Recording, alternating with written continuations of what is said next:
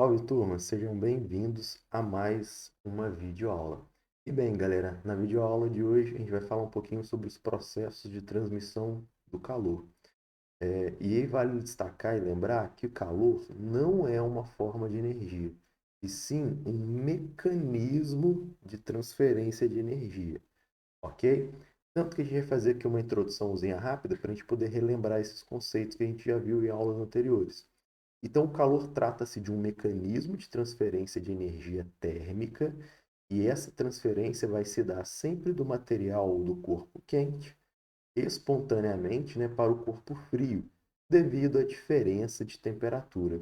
E por falar em temperatura, vale lembrar, né, que a temperatura está associada ao estado térmico do corpo, é o popular quente e frio, né? Lembrando que o contrário de frio é quente, não é calor, beleza? E essa temperatura está associada ao grau de agitação das moléculas. Basicamente, galera, o calor pode ser transferido por três mecanismos, três maneiras que essa energia pode ser transferida, ok? O primeiro mecanismo seria a transferência de calor por condução.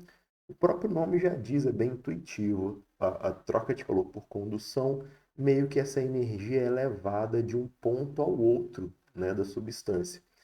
Geralmente, principalmente a condução ocorre nos sólidos. Nesse tipo de transferência de energia, não há transporte de matéria, apenas da própria energia, né, forma de energia térmica. Depende da substância, por quê? Porque existem os materiais que são condutores térmicos e os isolantes térmicos. Orlando, qual que é a diferença de um para o outro? Os materiais condutores térmicos, moçada, facilitam a passagem do calor, como por exemplo os metais. Já os materiais isolantes térmicos, né, eles dificultam essa passagem do calor. É o caso, por exemplo, do vidro, borracha, água, madeira. O ar, por exemplo, também é um bom isolante térmico. Ok? Então a gente tem aqui o GIFzinho mostrando, ó, exatamente esse processo. Calor sendo conduzido através dessa barra do ponto A para o ponto B devido à diferença de temperatura. Beleza? Um detalhe, voltar aqui para que eu estava esquecendo, um detalhe importante, galera, na condução, que a condução ela vai exigir contato. Então, toda vez que você encostar no objeto e sentir que ele está quente ou frio, a transferência de calor está se dando por condução, ok? Então, a condução ela vai exigir contato. Lembre-se sempre disso, certo? Aqui tem uma tabelinha de alguns materiais e as suas condutibilidade térmica. Repara que os metais geralmente estão aqui no topo da tabela, como por exemplo a prata. Os metais são melhores condutores. E aí, se a gente pega na parte mais baixa da tabela, a gente tem, por exemplo, aqui o ar. Ó. O ar ele funciona como um bom isolante térmico, né? Os animais, por exemplo, os pássaros, quando vão dormir, eles acabam eriçando as penas para colocar um pouco de ar nas penas para utilizar o ar como um isolante térmico, beleza? Outros isolantes térmicos aqui na tabela, a gente tem, por exemplo, aqui a fibra de vidro, o próprio tijolo que é feito às casas, a água também oferece um isolamento térmico decente, ok? Beleza. Bom, o próximo mecanismo vai ser o mecanismo de troca de calor através da convecção. A convecção, moçada, a gente pode encontrar em várias situações, como por exemplo, nessa panela aqui, ó, a famosa panela de cozimento a vapor. Você coloca a água embaixo, o alimento em cima e aquece a água. E à medida que a água vai aquecendo, ela solta o vapor. E como esse vapor ele está quente, ele tende a subir. Então a convecção é quando a gente tem movimento tanto de matéria, no caso água, né, quanto de ar. Então a convecção é uma característica, é um processo de transição de calor característico das substâncias líquidas e também gasosas. Beleza? E, por exemplo, na fogueira, repara, essa setinha ascendente está demonstrando o ar quente subindo, porque ele é mais leve. No caso da geladeira, aqui do ladinho também, ó, é o mesmo esquema. Tá vendo? Ó? O ar, a parte mais gelada da geladeira fica na parte superior, né, no congelador. Esse ar frio é mais pesado e desce, em contrapartida, o ar quente é mais leve e sobe. Mas, Orlando, por que que o ar frio é mais pesado e o ar quente é mais leve? Turma, existe uma grandeza física chamada densidade. Eu vou colocar aqui no cantinho aqui, ó. A densidade é a razão entre a massa e volume. E aí, quando você tem o ar frio, ele contrai, então o volume é menor. O volume sendo menor, a densidade é maior. Ou seja, o ar frio, entre aspas, é mais pesado e desce. Quando a gente faz essa análise para água quente, para o ar quente ou água quente também, quando a água ou o ar está quente, eles estão mais dilatados, então o volume é maior. Aumentando o volume, diminui a densidade, ok? Então sempre vai ser essa brincadeira aí. O ar frio é mais denso, mais pesado, desce.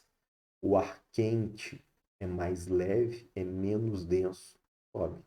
Então, ó, quando a gente acende uma lareira, uma fogueira, o calor é transmitido ao redor da região onde a madeira é queimada. Assim é possível sentir o ar quente subir, se você colocar a mão por cima da fogueira, por exemplo. No cozimento de alimentos, eu já tinha citado o exemplo, e na própria geladeira. São três situações onde a gente utiliza a convecção. Existem outras e vamos ver se elas aparecem aqui. Bem, entendendo um pouquinho aqui então da convecção, ela acontece principalmente nos fluidos. O que que é um fluido? É um líquido. Um fluido ele pode ser um líquido ou um gás, ou seja, em resumo, né, galera? Ar ou água. Peraí que a minha caneta falhou. Ó, o gás seria a ideia do ar e o fluido aqui seria a ideia da água, né? Colocar um H2O. Não precisa ser necessariamente a água, mas qualquer substância que esteja no estado líquido, mas geralmente é ar ou água. E pronto. Não há transporte. Minto, há transporte de matéria e energia. E eu vou explicar para vocês aqui, ó, exatamente agora. Deixa eu só trocar aqui a cor da caneta para a gente poder ver a situação. Repara que nesse desenho que eu coloquei aqui, ó, existe uma água no fogo e aqui a gente tem a fonte térmica. À medida que a água, a porção de água de baixo esquenta, ela fica, ela fica mais leve, né, e vai acabar subindo.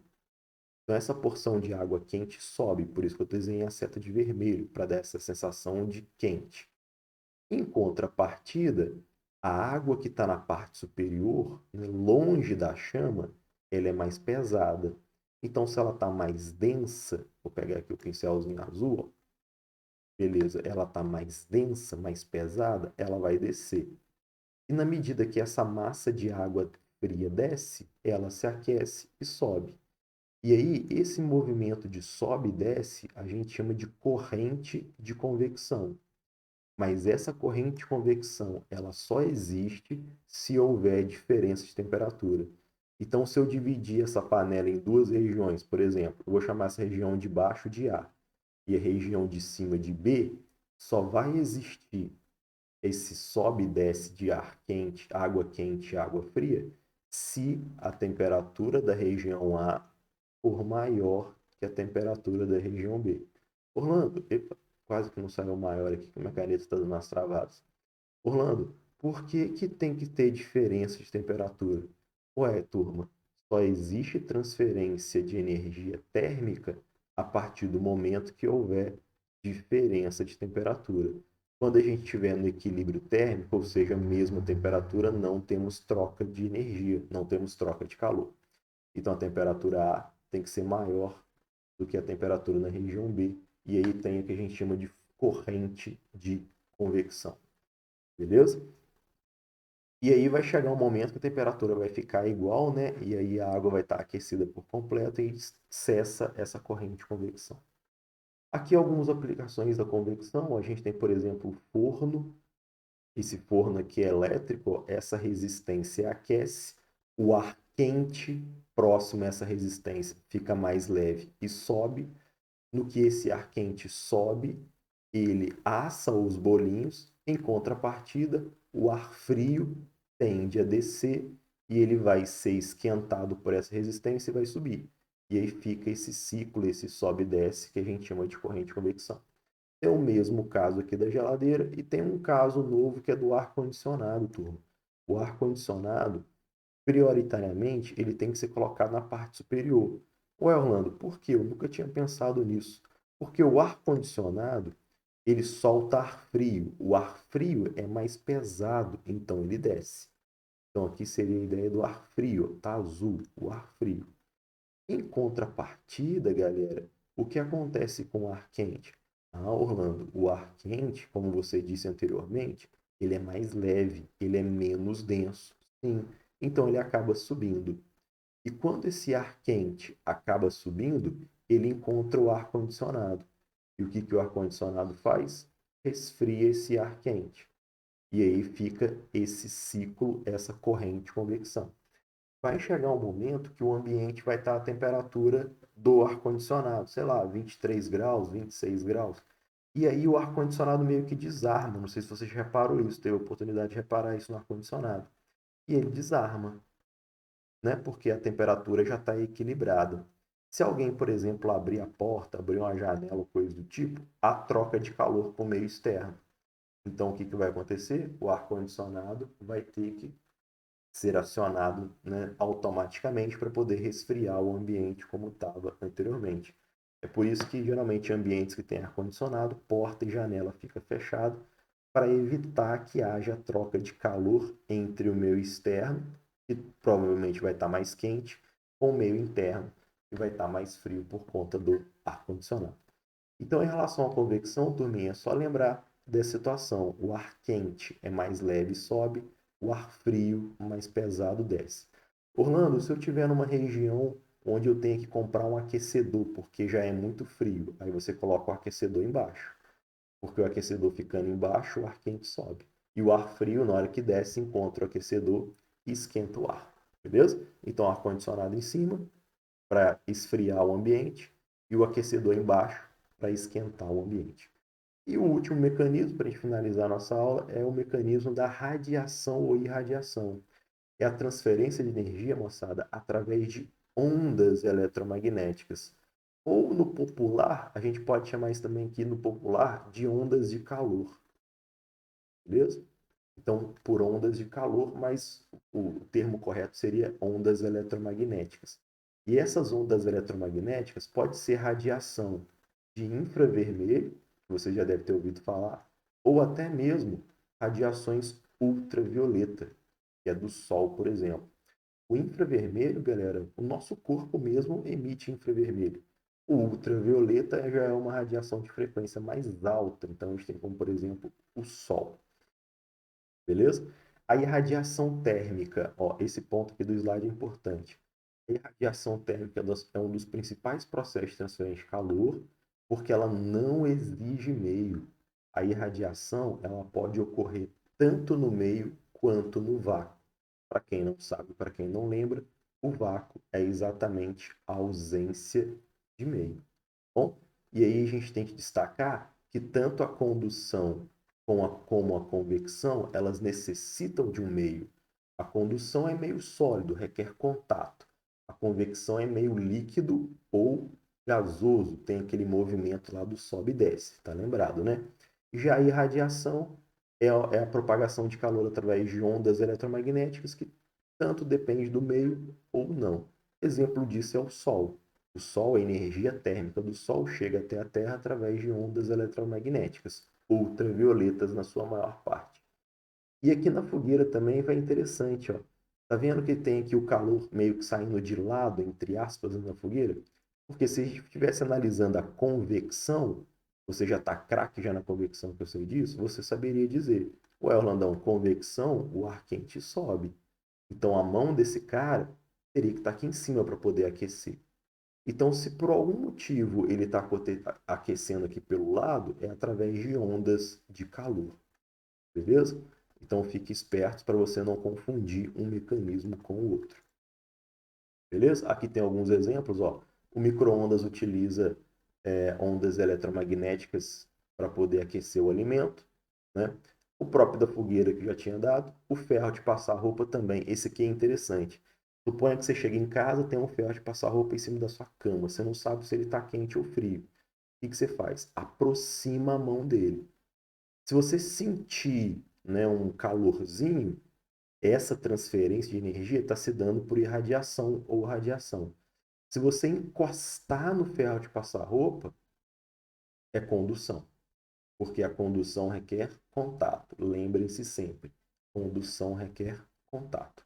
Beleza? Então, esse é o mecanismo de transferência de calor através da irradiação ou radiação, que é a mesma ideia, que é através de ondas eletromagnéticas, não necessita de um meio para se propagar, não necessita contato e não necessita que haja movimento, né, de sobe e desce, como as outras. Agora a gente tem aqui 3 exemplozinhos para a gente finalizar. Ó.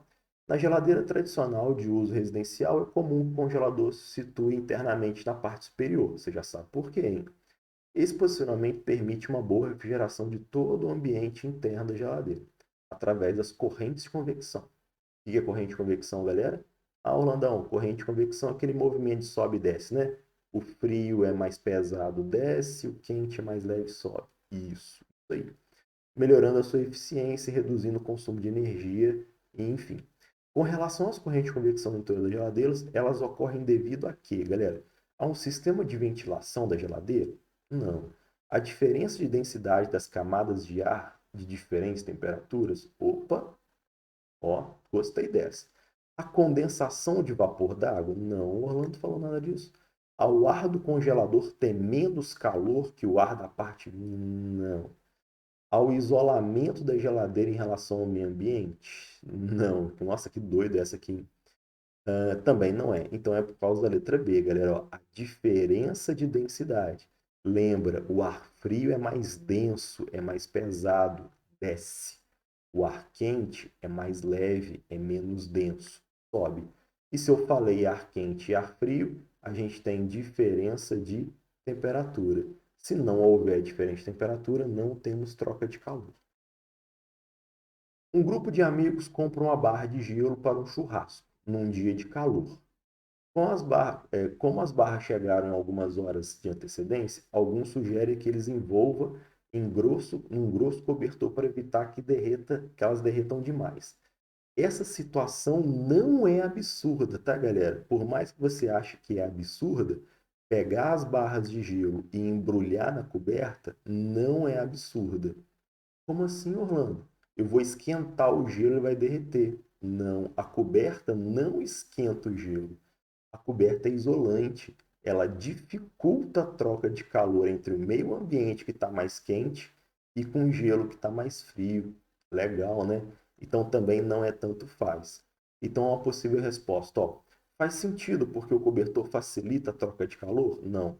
O cobertor ele não facilita, pelo contrário, ele dificulta. Então faz sentido porque o cobertor acaba dificultando a troca de calor entre o ambiente e o gelo, retardando o seu derretimento.